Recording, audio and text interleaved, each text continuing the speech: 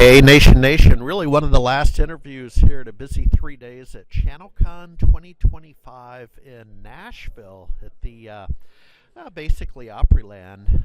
And so I'm with the relatively new CEO, Dan Wensley, industry veteran. So Dan, how's your energy, man? You're everywhere. Oh, it's been a fantastic conference, and the energy we've got is come from the membership, and the new GTIA brand is alive and well. 200 days into this transition, and I think ChannelCon has really taken us all to the next level. Yeah, and for my listeners, briefly that aren't aware, so CompTIA, well, there is a CompTIA, but what is GTIA? GTIA is the Global Technology Industry Association, so as the transaction to sell CompTIA and the training and certification business was completed, we took the endowment and funds from that and branded Global Technology Industry Association back in January. Yeah, and I feel I just saw you. Man, was that in Palm Springs or Denver? One of the events. Yes, sir. And here you are. So, and I get it. You must have already been in conversations about your new role. You said you hit 100 days as the CEO of GTIA, and so and that involved some, for lack of a better word, some M&A activity, which is complex. And it's a head scratcher for me. I have a limited background that way, but you're a not-for-profit. That's a little bit of a head scratcher, but you guys made it very clear in the keynotes and at the press lunch that you navigated that. Yeah, the team did an incredible job, and I've been a 20-year member of this association. It has done so much for me personally, for the businesses I've operated, and I served on the board a decade ago. And I'll tell you, yes, it's a transition going from for-profit to not-for-profit. But one of the things that we've done and we've all agreed on is that growth is important for this industry, for the channel, and GTIA is here to help grow.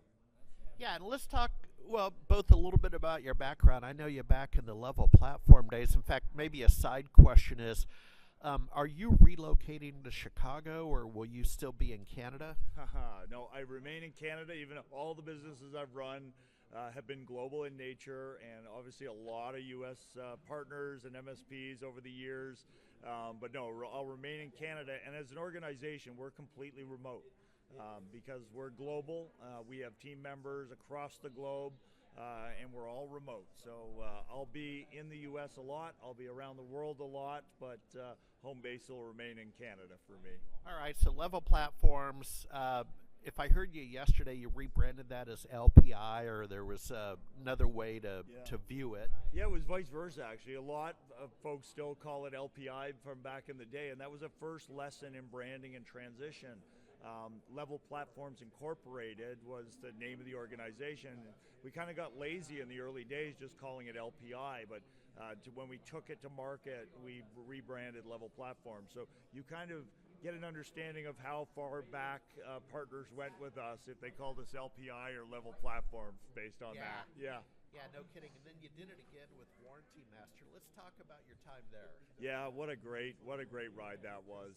Joined as CEO of Warranty Master back in 2019 with the founder Chris Day, formerly of IT Glue. We built that organization up to about 250 people. Made a number of strategic acquisitions, and Chris leading the technology side. I exited that business after 5 years, still remain. They're here, and just a great group. But that was a big transition too, because we took what it was originally Warranty Master and a warranty lookup tool application and morphed that and rebranded that under the ScalePad brand, made 6, now 7 SaaS acquisitions during that period and built a platform. So I'm no stranger to rebranding and change. That's what I'm saying. Yeah, it's and we're but the GTIA brand has been so well adopted by the membership, by the industry, and we see now we're out of the rebrand phase and we're into the results phase. Yeah, and then what's next? And I know you typically can't answer this question, but any acquisitions on the horizon? What's your roadmap here at GTIA that you can share? Yeah, the roadmaps first is really built on 4 pillars. So people, the resources that we're delivering, the structure of the community and the strength of the community, and the last pillar is going to be advancement. So our roadmap is going to include investments in all of those areas. People, both our own staff, our own team members across the globe, but also the individuals of the membership, and make sure that we're providing true value to each of the individuals.